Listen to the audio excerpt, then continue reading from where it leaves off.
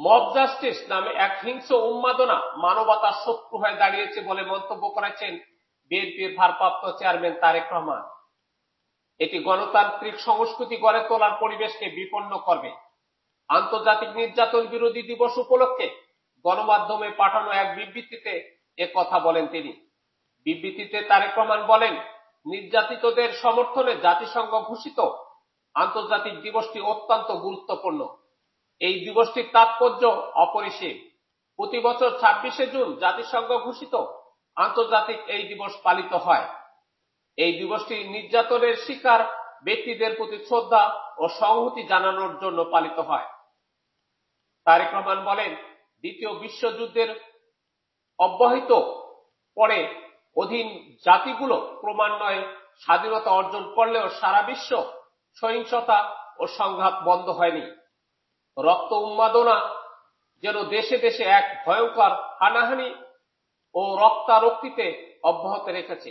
এ কারণে বিশ্বের অসংখ্য মানুষ নিহত ও আহত হয়ে পঙ্গুত্ব বরণ করছে।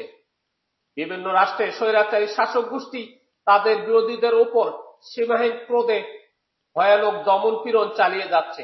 সেই সব দেশে নাগরিকদের জীবন ও সম্পদ মারাত্মক হুমকির মুখে।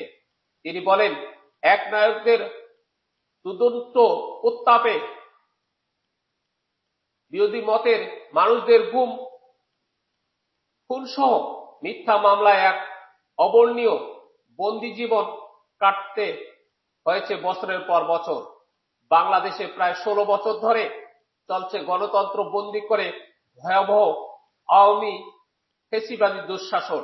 মব প্রসঙ্গে তিনি বলেন, এখন মব জাস্টিস নামে এক হিংস্র উন্মাদনা মানবতার শত্রু হয়ে দাঁড়িয়েছে। এটি গণতান্ত্রিক সংস্কৃতি গড়ে তোলার পরিবেশকে বিপন্ন করবে। আর যেন একমাত্রিক রাষ্ট্রের পূর্ণ প্রবর্তন না হয়, সেজন্য গণতন্ত্রকে গতিশীল ও এর ধারাবাহিকতা অব্যাহত রাখতে হবে। মানবতার ন্যায় বিচার, আইনের শাসন এবং অবাধ ও সুষ্ঠু নির্বাচনের সুমহান ঐতিহ্য আমাদের গড়ে তুলতে হবে। সেজন্য গণতান্ত্রিক শক্তির অটুট ঐক্য বজায় রাখা অতীব জরুরি। তারেক রহমান আরো বলেন, আমি তাই নির্যাতিতদের সমর্থনে জাতিসংঘ ঘোষিত আন্তর্জাতিক দিবসে বাংলাদেশ সহ বিশ্বের সব নির্যাতিত মানুষকে সহমর্মিতা জ্ঞাপন করছি। নির্যাতিতদের ন্যায় বিচার প্রাপ্তির পথে নানা প্রতিকূলতা বন্ধের আহ্বান জানাচ্ছি।